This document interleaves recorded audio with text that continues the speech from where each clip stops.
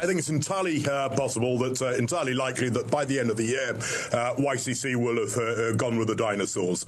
I mean, I think one of our problems here in Japan is that the ivory tower in BOJ is saying, well, we've got to get inflation above 2%, whereas the great unwashed, the hoi polloi like us, haven't had a pay hike for decades and finding our finances getting constrained by this. So they say got to get above 2%. They've had above 2% for 3 years now.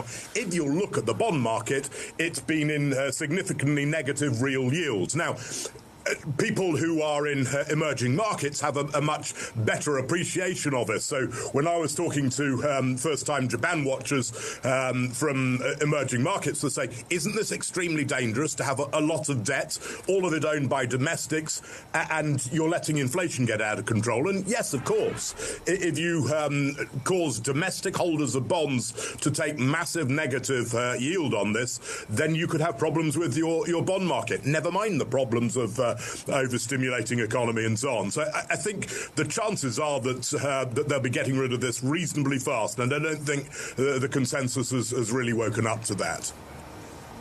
So what do you expect really from the next BOJ meeting in terms of what we're seeing with bond market action right now?